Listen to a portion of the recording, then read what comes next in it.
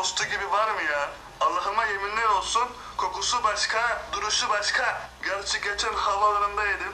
Gitmeden evvel ağzımın tadıyla güzel bir tost yiyeyim diye köpekler gibi pişman oldum. 10 lira bayıldım bir kıtırık tosta. İçindeki kaşar jilet gibi.